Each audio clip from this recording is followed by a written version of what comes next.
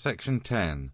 Methods of Realization, Practical Program, Ignoration of Laws, Passive Resistance, Tendency to Evade Taxes, Voluntary Association, Organized Labor's Opportunity. It is the chief merit of mutualism that its program is in line with the past growth of society. In medieval times, the relations of men were fixed. Their opinions, calling, places of residence, earnings, in short, their social and economic life, was more or less static, established by custom and authority. The great progress made since those days is due to the increase of individual freedom in the various spheres of human activity. Mutualism proposes a further extension of liberty in conformity with this historic development. Thus, the immediate program of mutualism is presented. In the social sphere, it is the creation and support of such voluntary associations as will be able to supersede the present coercive system, and in the economic field, the creation and support of such voluntary agencies as will sharpen individual initiative and responsibility, and free economic life from the oppressive hand of authority and privilege. As it has been in the past, progress will be slow and tedious, almost imperceptible to contemporary observers. It will be nothing spectacular, like a glorious but futile revolution, but just a continued application of hard work, common sense, eternal vigilance, the only way in which any change for the better has ever come about. Because mutualism will remove, for the benefit of all producers, the present artificial limitation of production of all commodities, and because it will abolish exploitation without subjecting men to the slavery of coercive communism, it should appeal to those persons who prefer the variegation of liberty to the dull mediocrity of equality. The present system is changing, and the question for each student to answer is, shall the people create their own voluntary forms of organization, or shall they increase the powers of antiquated authority and accept its rules and regulations for the conduct of their lives?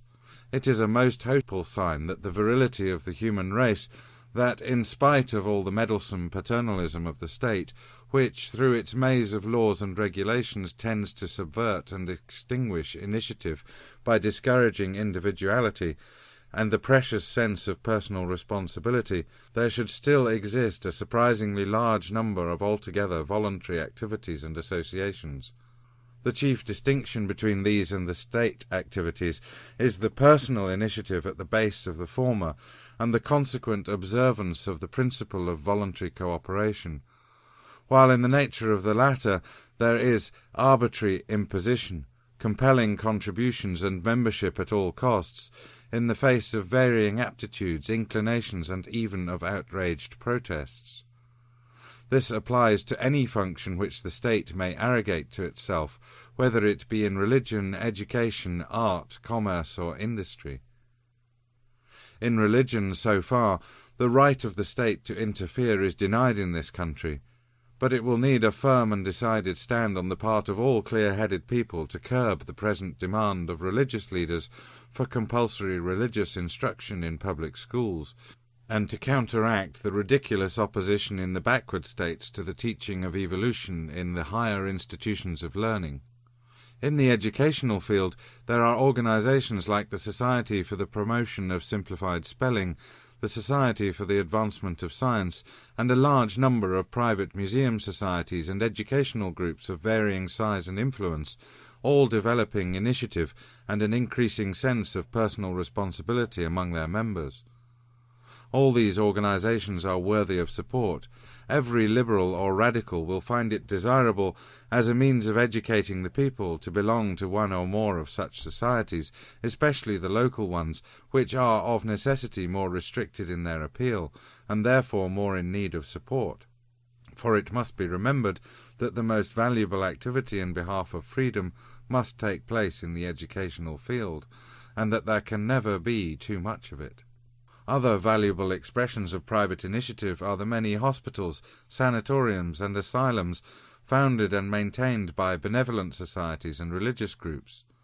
They are usually superior to state institutions, and their increase is to be looked on with favour, as they will tend to lessen the need for and importance of the pompous, red tape-bound state institutions. Another encouraging indication is found in the world of business, where there is an increasing number of joint owners of all sorts of business enterprises. The current types of corporate organisation make possible undertakings of such a scope and magnitude that the government itself would hesitate to engage in them. And yet, not so long ago, such accumulations of private capital and resources were supposed to be impossible, and all enterprises of any size used to make appeal for state aid before commencing operations, believing themselves unable to succeed without it. Today the tables are turned, and instead of corporations asking the state for aid, they have become so rich and powerful that the power of the state is being invoked to curb them. However, it is not the corporate structure which needs to be fought, but the development and continued existence of all sorts of abuses which are made possible through the state-protected privileges, analysed and criticised in previous chapters of this book.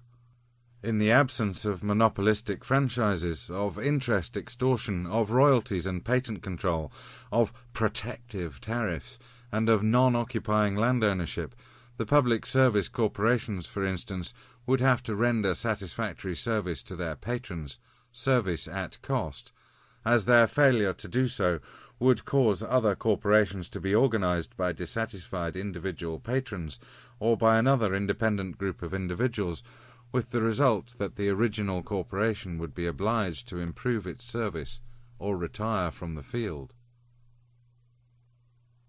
Practical Programme. When the reader has pursued this discussion to this point, he will have discovered that mutualists believe that their ideals may be realized to a considerable extent under the present governmental regime, and in spite of many of the laws now on the statute books. It is not claimed, however, that the complete programme and plan of mutualism can be carried out in this way, and it must be obvious to even the casual reader that there are many laws that stand in the way. Therefore, mutualists seek to remove these impediments. Especially in the case of mutual banking, it would be difficult to make any great headway against a federal law that now imposes a tax of 10% on all issues of money other than that issued by the government itself or through the national banks. In addition to this, there are laws in many states making it a criminal offence to issue any sort of notes that may pass as money. Now, there are various ways in which these unnecessary and obnoxious laws may be eliminated. The first, which suggests itself to the person who believes in the efficacy of political action, is that of repeal by the legislatures and Congress. That step may be pursued, possibly with good results. In fact, it is an admirable procedure, and may be prescribed in even more cases than those directly bearing on the inauguration of mutualism. But it should be pointed out that there is a certain tradition that militates against that step.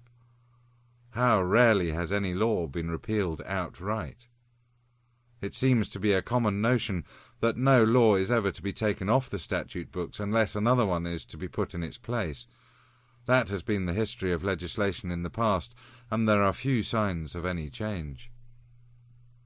Despite that gloomy outlook, there is, however, work of that kind which must be done, where laws have been enacted through ignorance or deliberate intent that stand directly in the way of the realization of mutualist ideals. Their abrogation or nullification must be secured somehow. Where obstructions in the road of progress cannot be surmounted, they must be removed. Whether, according to Oppenheimer and one school of sociologists, the state originated in aggression, or whether, according to other authorities and investigators, it developed from primitive attempts to associate for defence, the fact remains that, at the present time, its operations partake more of the former nature than of the latter. While some of the activities involved in the realization of mutualism can be carried on under the present laws on the statute books, many of the more vital and essential elements are frustrated and at times wholly prevented by these laws, as in the case of mutual banking. But it should be borne in mind that it is difficult to arouse any enthusiasm in legislators for the repeal of laws, for the simple reason that there is rarely a great and insistent demand for the simple repeal of a law. Most people believe that all the ills that beset society may be cured by more and ever more legislation. When a law fails to do its work, it is forgotten, and not until its positive results become intolerable evils is there any pressure brought to bear on legislators for its direct and unconditional repeal. Another element that tends to make repeal difficult is the fact that most laws create a number of offices for the purpose of administration and enforcement, and these offices are filled by the henchmen of the legislators and other politicians. If these offices are abolished by the repeal of the laws, the officials holding them will lose their positions, and the bosses whom they serve will be forced to provide other situations for them. This is not easy for them to do, and therefore the bosses will be extremely reluctant to impose that burden on themselves. In other words, that is one of the main reasons why they are so cold towards any proposition for repeal. And modern politics offers no solution for that problem. To go into productive labour in order to earn an honest living is not to the taste of that class of persons. Still another formidable force ever present to obstruct any attempt to repeal undesirable laws lies in the fact that the office holders now number about 1 in every 10 of the population of this country. They are engaged in the administration and enforcement of the various laws, and the fear of the loss of their job lines up solidly against repeal. In the mind of the superficial thinker, even though he may be imbued with a desire to halt the ravages of privilege and monopoly, there seems to lurk the idea that humanity can be made good by law. To him there must be a statutory remedy for every social ill. The mutualist, on the other hand, knows that people are never made better by law. That is, in fact, law even tends to retard the development of the higher social instincts in the individual. Mutualism proclaims the already demonstrated fact that liberty, coupled as it must be with responsibility, is the real creator of character and the developer of initiative, of self-reliance, of honesty, of probity, and of consideration of others, since the free man must carve his own career, and he must realize that all his acts must be performed at his own cost. Thus the political slogan of the mutualists may be said to be, "Opposition to new laws and abrogation of old ones." Their task is to spread the gospel of enlightened laissez-faire, following the principle that it is of more importance to refrain from action when in such action there lies the element of invasiveness than it is to act, even though the act may seem to be a beneficent one, or performed with benevolent intentions. If, therefore, a stop may be put to the grinding out of more laws, and if the ones now on the statute books may be gradually abolished, beginning with the most pernicious ones, in this way paving the way for the eventual elimination of all useless laws, mutualism will have been able to demonstrate that even the useful activities now imperfectly performed by the state, including the protection of life and property, can in time be much better performed by voluntary association and mutual effort. Mutualists therefore advocate the forming of voluntary associations which can demonstrate in actual practice that the various services and functions performed by governments can be furnished and discharged better and cheaper by such associations. The beginning should be made with economic functions, those dealing with production, distribution and finance, many of which governments have arrogated to themselves. Then education would come, and would be followed finally by those activities which are concerned with the protection of life and property.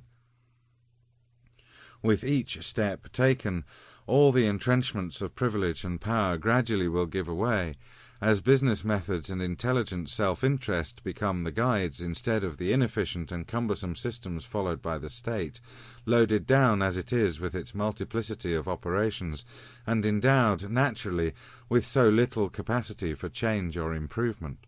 Thus government will be almost imperceptibly superseded by the simple, mobile associations that will be as highly specialized as circumstances may be required. While the reader may be willing to grant the feasibility of voluntary associations assuming those commercial and industrial activities which the government now is supposed to perform, making laws, administering justice, conducting courts, and hiring policemen may seem to be so essentially public functions that he finds it hard to think of these functions delegated to private associations. But a few illustrations will show how they can be better administered in this way. A stock exchange, with its bylaws and rules, can discipline its members more quickly and effectively than it could do through a lawsuit. Its decisions are more respected and more feared than are those of the courts. They are shorn of the technicalities, quibbles, and delays with which our court procedure is filled. If business associations and business people generally were to adopt voluntary arbitration of disputes, the number of lawsuits would rapidly diminish. The matter of protecting property under present conditions is one for which there exist federal, state, county, and municipal governments, and yet a citizen, to get actual protection, must and does employ a private watchman. And on this last and cheapest agency of protection, outside of all organized authority, he places his greatest reliance, the others having all failed to protect him, even though he has been taxed exorbitantly for their support. Ignoration of laws. In the law prohibiting the manufacture and sale of intoxicating liquors, this country has the most drastic exhibition of the misuse of political power that modern history records. That abuse of power is unconditionally upheld and approved by only a minority, though decidedly a fanatical and militant group of the people. Therefore the majority, either covertly and timidly, or openly and brazenly according to the circumstances, violate the law in every particular every day of the year, and knowing that in doing so they injure no one, they have no conscientious scruples about it. Before prohibition came in, the open saloon with its effect on politics was said to be the great evil. It was determined that the liquor interests must be outlawed, but outlawing the open saloon has outlawed a greater part of the community, and the bootlegger is more in evidence and is a more powerful influence in politics than the saloon-keeper ever was. This is all the result of making a non-invasive act unlawful, when public sentiment is clearly not in favour of the law. And it shows how the people can ignore and nullify an invasive law when a sufficiently large number of them do not approve it. When the people finally realize that prohibition has bred much more corruption than the saloon ever did, the 18th Amendment will be repealed or become a dead letter because it is practically unenforceable. Another conspicuous example of what changing public sentiment can do towards nullifying a law by evasion is that of the marriage law. During the last few decades, public sentiment concerning the conjugal relations of men and women has undergone a significant change. In fact, many of the regulations imposed by church and state have become utterly obsolete, and scarcely anyone thinks of conforming to all of them. In the process of evolution, human experience has discovered that the conventions of yesteryear are, in many ways, unsuited to present conditions. And since there is still sufficient public sentiment to prevent the abrogation or alteration of the laws to any great extent, there is nothing left to be done by those who find conformity intolerable but to ignore, evade, and even violate the oppressive injunctions. Many persons never take the trouble to comply with any of the law's requirements concerning their conjugal relations because they find its mandates too onerous. The development of the conception of freedom along these lines has been so great in recent years that to a great number of persons who cannot even be designated as advanced thinkers, the marriage laws in many of their provisions have become grossly violative of personal liberty, and constitute a meddling by the state in what most persons now consider a purely private and essentially mutualistic arrangement between two individuals. While few changes in the statutes of the various states regarding marriage and divorce have been made in the last 50 years, the manner in which the law has been construed and applied by the courts shows that a veritable revolution is taking place. A few years ago, divorce proceedings were lengthy and before a jury, and the judge commonly felt it his duty to prevent a separation. In the progressive states, all this is now changed, and where no defendant appears, the trial is before the judge alone. If no legally recognized grounds for the divorce exist, the plaintiff magnifies the charges of cruelty, desertion, non-support, etc., and the judge grants the decree, the whole trial taking but a few minutes. The granting of alimony to women is becoming less frequent, particularly in cases where there are no children and where the woman is capable of self-support and there is no necessity for it. Here may be seen the wearing away of the old traditions even without the conservative and orthodox realizing the changes that are continually taking place in all institutions. The traffic laws are another group that embodies, along with many wise and useful regulations, many stupid and intolerably harmful rules that everybody violates when out of the sight of the traffic officer. And such violation is the strongest evidence of good citizenship, except that it leads the unthinking and the unscrupulous to violate likewise the regulations that all admit are for the safety and convenience of everybody. The huge number of regulations by their very mass puzzle the citizen, who can no longer discriminate between the useful ones and the senseless ones. Thus it is that the number and complexity of the traffic laws make it difficult for the driver of a machine to know what to do, especially when he passes from the jurisdiction of one set of regulations into that of another. He literally does not know where to turn.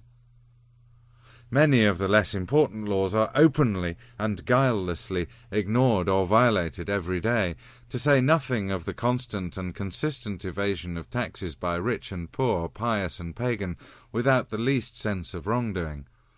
But the citation of the foregoing is sufficient to point the way to the ultimate refusal of everyone to support or recognize any authority which denies equality of liberty, or which fails to give an equivalent in services for every cent demanded for them.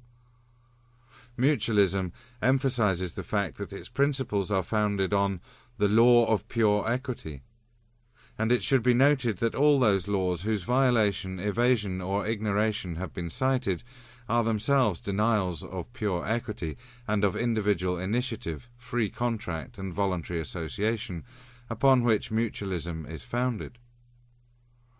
Passive resistance. Until a majority of the people can be brought to see the need for the legislative repeal of certain laws, passive resistance suggests itself as the best means for securing relief from the oppression of such statutes.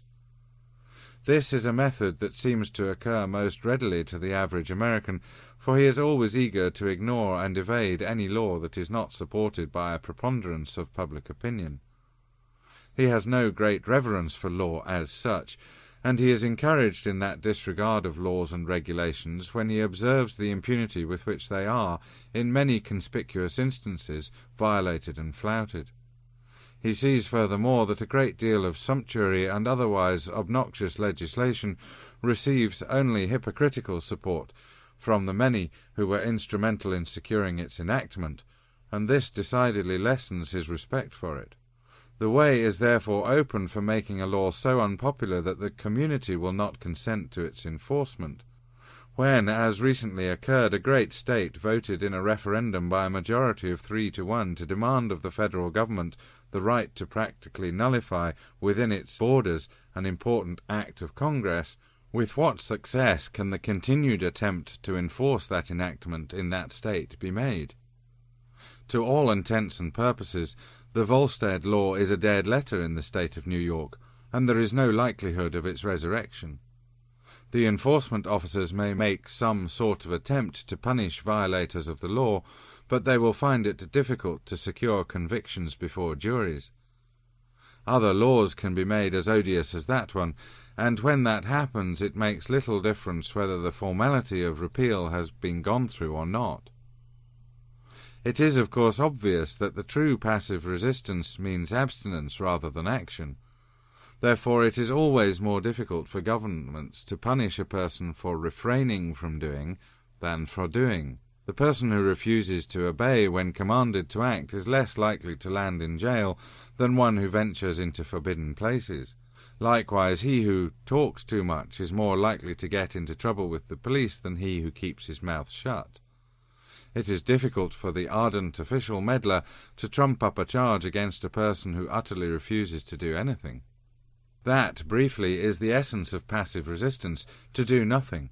To refuse to participate in any of the invasive acts of government may at times be construed as a punishable offence, but when a sufficiently large number of persons persistently refuse so to act, constituted authority is helpless, and in the end, if the procedure is carried to its limits, must succumb.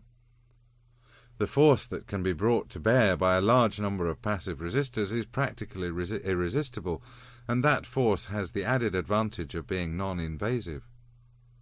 For instance, since mutualism holds that no title to land except actual occupancy and use should be recognized, if a certain number of homeless and starving people should, in accordance with mutualist principles, squat upon a tract of vacant land being held and not used by some absentee owner, such as a great railroad company, for instance, and should return to the land as fast and as often as they were evicted by the sheriff, that would be a perfect example of passive resistance, provided they suffered themselves to be removed from the land each time without physical opposition.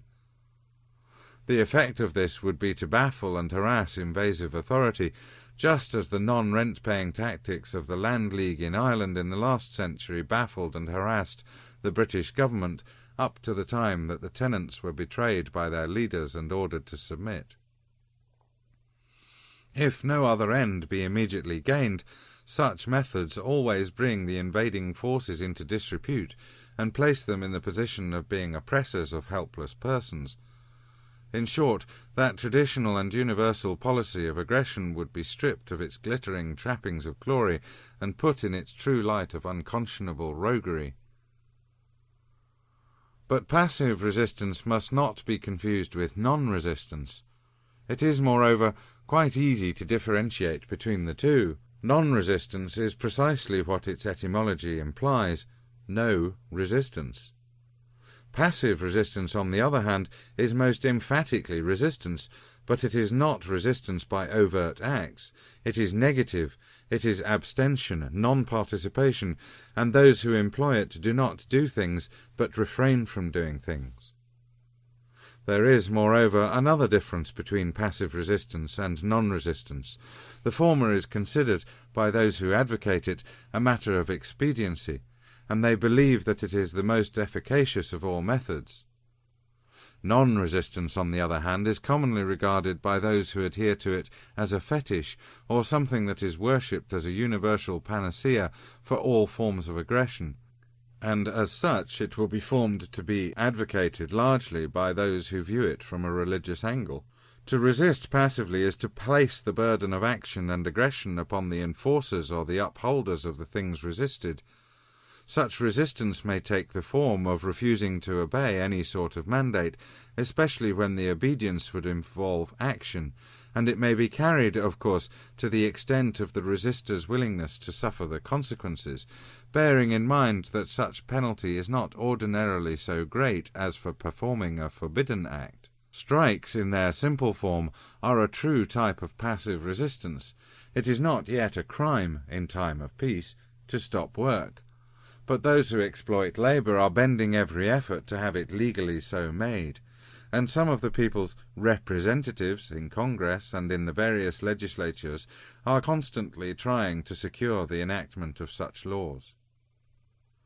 Picketing, meaning verbal attempts to persuade workmen to join in a strike and to dissuade other workmen from taking the places of strikers, is a logical extension of passive resistance, and is in no sense a violation of the principle of equal liberty.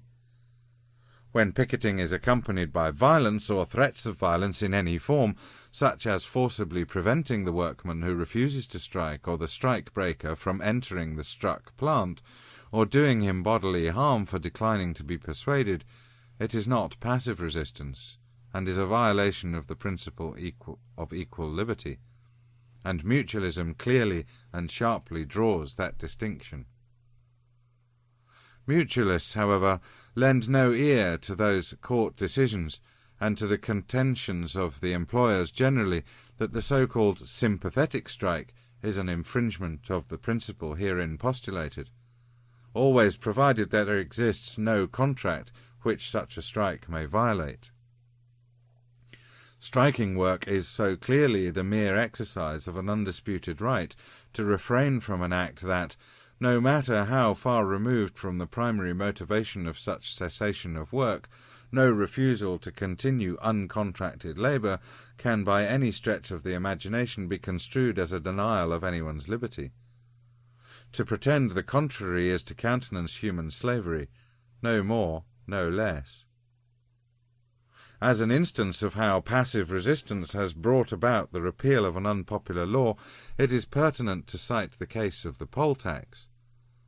The evasions of the payment of this tax and the various obstacles thrown in the way of its collection have made it decidedly difficult to enforce the law, so much so, in fact, that it has been repealed in most, if not all, of the states. This is an example of the successful operation of passive resistance. After all efforts to secure the repeal of laws have accomplished their utmost, after ignoration, evasion, and violation of especially abominable ones, together with the exercise of passive resistance to its fullest extent, have brought about the greatest consequences, there still remain other means of securing the nullification of such legislation as shall not already have succumbed. This may be done by discrediting, in various possible ways, any particular law. The courts themselves are unwittingly doing much to aid this work. Some glaring illustrations can be seen in the various legal decisions against so-called conspiracy. Courts have frequently held that many acts, when performed by individuals alone, may be perfectly lawful, but when performed by two or more persons become a conspiracy, and all conspiracies are adjudged to be unlawful. For judges to contend that the mere number of persons engaged in an enterprise controls the character of it is to render law ridiculous, since it is only necessary to pursue their reasoning to its logical extremity to show its fallacy, or perhaps only the judge's bias. No court would think of deciding that, although one man may innocently worship God in the privacy of his own home, the moment he goes to church and joins with others in that gesture, he becomes a conspirator and should be dragged off to jail. Yet a perfect analogy to that case is the one in which one workman may cease work and go home, and his rectitude be unchallenged, whereas if he should, in company with other workmen, hire a hall and discuss the matter, he would then be engaged in a conspiracy and should be amenable to punishment. Such is the bewildering inconsistency of the judicial mind. Let the courts sufficiently multiply such absurdities, and law will become a joke. Tendency to evade taxes. Everyone is familiar with the reluctance with which the average citizen faces the tax collector. Tax dodging wherever possible is practised by high and low, rich and poor, pious and impious, without distinction, and in all cases without the slightest compunction. Since this habit is indulged in by persons who give no other evidence of dishonesty, it may be believed that the motive is not to shirk a just obligation, but that there is an almost universal feeling that no equivalent is ever received for money thus taken. This scepticism is due to the common knowledge that the politicians who administer the government are rarely capable businessmen, are primarily influenced in the expenditure of the taxpayers' money by political considerations or motives of self-aggrandizement, and have every other temptations to become prodigal in dispensing funds the provision of which is not due to their own industry. Even the most uninformed citizen is aware that all government undertakings are incompetently conducted, that the taxpayers' money is wasted right and left, that there are hordes of grafters in all such operations who must be taken care of, and that favouritism at the expense of efficiency is everywhere the rule rather than the exception. On the other hand, all experienced businessmen know that no private enterprise could ever be successfully conducted by the methods pursued by political management and control, and that, were not the supply of funds for covering government deficits inexhaustible by reason of the power of compulsory taxation, every government project would be bankrupt today. Small wonder, then, that the harassed and beleaguered taxpayer turns eagerly and naturally to the only mitigation of his distress, which is to evade payment of his taxes wherever possible. The poll tax, the harshest form of taxation ever conceived, has now been abandoned in many states, for it was discovered that more and more citizens were evading it by the simple expedient of failing to register and vote, since the registration lists were the means relied upon by the assessor for locating the person who had no assessable property. Expediency, that ever-faithful friend of evolution and progress, has again pointed to a logical and serviceable form of passive resistance. Therefore, by withdrawing support from the state, where it may be done with impunity, and by ignoring it wherever possible, and where its hand bears most heavily upon the non-invasive citizen, the rigours of governmental interference with individual liberty and with the practice of the principles of mutualism may be modified by creating a vacuum around the arch-aggressor. Voluntary association. If today a small proportion of our population, say a number equal to 1 person in every 100, were to become mutualists, a great deal could be accomplished without delay. 1% of the men in a city believing in mutualism could put it into practice in its most important application. Moreover, when they have come to realize that by exchanging all their products and services at cost, they can double or treble their several incomes, they will be willing to work together faithfully to achieve that result. What is likely to take place is as follows. 1% of a city of 1 million is 10,000. If these 10,000 men all had their accounts at the same bank, and the officers of the bank understood mutualistic finance, credit could be extended to these depositors under the present system, and no government currency would be needed at all. These mutualists would pledge one another, when credit was given to any one of them at the bank, to draw upon that credit by cheque only. The mutualist receiving this cheque would not ask for cash, but would deposit the cheque in his own account and also draw upon his account by cheque. None of these people would ever draw money, and in all dealings with one another they would dispense with cash altogether. This need work no hardship upon any of them, as 99% of all payments, including all of the wholesale and most of all the retail transactions of businessmen, are now made by cheque anyway. Cash is needed only for till money of the retail merchant and for other similar incidental purposes. Most large firms are now paying their workers by cheque, and among the better paid workers there are many who have checking accounts at the banks. As soon as this number increases to a sufficient extent, cash will become practically unnecessary. A method like the above, if adopted, would bring the mutualists together to deal more and more with one another. The uniting of this group for the purpose of fair dealing would immediately give every member 10,000 potential customers. Business or professional men spend a lifetime in acquiring such a clientele, and no intelligent and successful man lets anything happen which will cause him to lose a single customer or client. The very fact that he can be trusted is his greatest asset. If any member of this group cannot be so trusted, it means that he cannot appreciate equitable dealings and cannot work on the basis of mutuality. The group would then reject him, and he would be thrown back into the civilized cannibalism to which he had been accustomed and from which he really had no desire to escape. The transacting of business with one another by cheque necessitates that mutualists be acquainted with one another and deal with one another to the gradual exclusion of the non-mutualistic public. The latter would soon see the advantages derived by mutualists from this arrangement, and would not be slow to follow their example. If a system of doing away with cash should strike the reader as rather fanciful, his attention is directed to the ways of doing business which are adopted when money fails or banks suspend. It might be imagined that the trial of new financial plans would be difficult in times of money panic and uncertainty, when confidence is gone. But, strangely enough, these are the very times when new methods of finance are tried out and found to work very well. Attention has already been called to the Rentenmark in Germany after the inflation of 1922. When the panic of 1893 was in full swing in the United States, many banks suspended, bankruptcies and foreclosures multiplied, and ruin seemed general.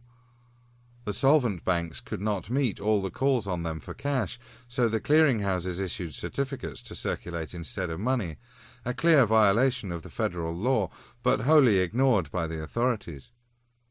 The issuance of such a credit currency in the first place would have made the panics impossible, but the financiers will not issue it until the panic has come and everything is falling to pieces.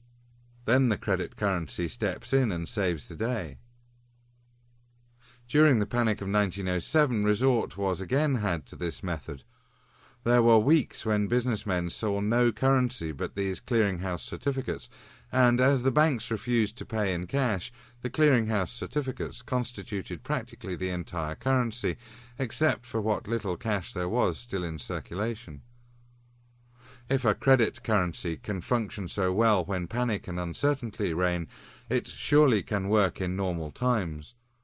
All it needs to be successful is fair dealing and mutual trust.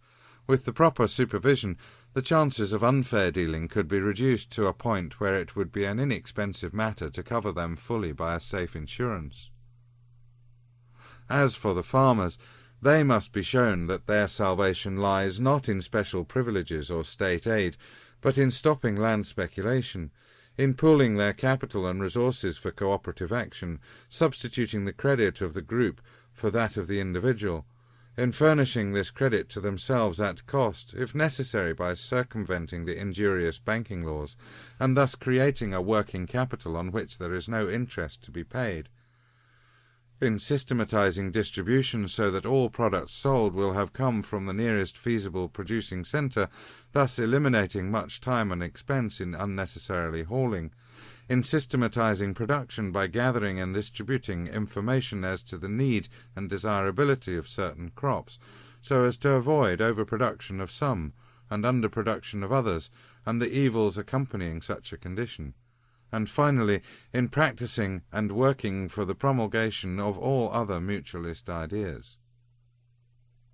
Myron T. Herrick, former American ambassador to France, points the way when he says in his book Rural Credits, "The farmers of the United States do not need any special privileges or government aid. If methods were simplified and technicalities eliminated, cooperation or organized individualism based on private initiative and mutual self-help would evidently be applied to all their activities."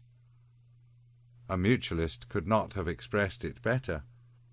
Trade associations, similarly, could be greatly benefited by adopting the principle of furnishing credits to themselves at cost.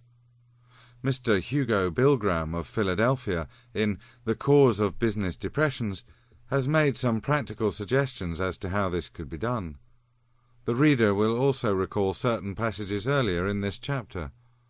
The mutual bank idea, with its elimination of business depressions and consequent bankruptcies and failures, should readily appeal to the businessman. Trade associations would find only gain in the abrogation of the patent laws. They could get out from under the heels of the financiers and monopoly holders, and need no longer feel afraid to give service. Mutualism should appeal to them too. Organised labour's opportunity. As to the labour organisations, their members would benefit most by the adoption of mutualism. There are thousands of idle men in unions, with millions of hours of service going to waste daily because of inadequate demand for them. The giving of credit is usually thought of as the lending of something by a rich man, the creditor, to a poor man, the debtor. Who could possibly imagine the poor man to be the creditor? And yet every workman is the creditor of his employer, for a limited weekly period at least, until he gets his paycheck. Teachers and other salaried people have to work a whole month before receiving payment. During that time they are the creditors of their employers, but these are cases of enforced credit, while this inquiry is concerned with voluntary credit only. When a workman is out of employment, which happens periodically in the building trades, his enforced idleness is a loss to himself and to the community. If the services of the idle men of the community could be exchanged, all this loss could be turned into gain. Workmen always manage somehow to live through limited periods of enforced idleness. It would not make it any harder for them if they gave service without immediate compensation in cash during such periods. Let a theoretical case be taken by way of illustration. Suppose Jones, who is a carpenter, wants to build a house. He has the plans, owns a lot, and has $1,500 in cash with which to pay for his material, but no money to pay for labour. Suppose further that 30 of his fellow workmen belonging to the various building trades were idle and were willing to give him a week each of their idle time, which would be enough to build the house, and that they were also willing to wait for their compensation until they, in turn, should be in need of his help, when he should be idle. The pay to which they would be entitled would be evidenced by 30 promissory notes, for instance, of $50 each, which Jones would redeem in services from time to time. Here we have an illustration of idle man giving credit by converting their time, which would otherwise be lost, into wealth, for out of the idle time of these 30 men 30 houses could be built, each man giving 1 week to the construction of each house. The guaranteeing of the promissory notes could be done by the organizations to which the men belonged, or they could be secured by mortgage lien on the house. This theoretical case could be worked out in practice with very little difficulty if these men understood what mutual credit could do to them. The moral of the story is that there is no one in the community so poor that he cannot give credit, for whoever gives goods or services to another before receiving their equivalent in similar goods or services in return is giving credit. Once the mutual bank is operating, money will be available practically without interest to any responsible producer, so that his independence will no longer depend upon the whim of the usurer, but upon his determination and his ability in his line of work. There will be big factories and small shops, and the demand for wage labour will be greater than the supply, with the result that wages will soar until they approach the full value of the work done. Due to the elimination of interest, rent and privileged profits, under mutualism the cost of commodities will be much lower, and money therefore will have more buying power, in addition to wages being higher. Is this not a condition worth working for? Once the mutual bank is established, mutual exchange will permeate all society and demonstrate everywhere the benefits to be derived by adhering to the cost principle, so that society may at last move in the right direction. For the inauguration and successful operation of the mutual bank, a considerable number of representatives of diversified industries would be essential. The organization of such a group must be the first task of those who wish to put that phase of mutualism into practice. The cooperatives have such an aggregation already at hand, organized and trained in associative effort. Here, then, a beginning can be made, if such associations can be brought to perceive the immense benefits to all society to be derived from this extension of their principles. These associations have the psychological foundation and the mechanism for the purpose. Mutualism offers them this opportunity and assures them of its hearty cooperation. The methods of approach for the credit group of organization must now be self-evident. Money and insurance at cost, occupancy and use as essentials to land ownership, adherence to the law of equal liberty, and voluntary association, no compulsion for the non-invasive individual. All these are tenets of mutualism which can never be emphasized too strongly. All things which make for the maximum of individual liberty, compatible with the equality of liberty, are part of the mutualist program, no matter from what quarter they are tendered. And, per contra, anything which limits the liberty of anyone below the point needed to retain equality of liberty is a danger to the individual, and therefore to human society as a whole, and in consequence is rejected by mutualism. Liberty is the first need of man, for liberty is, as Proudhon so well stated, not the daughter, but the mother of order.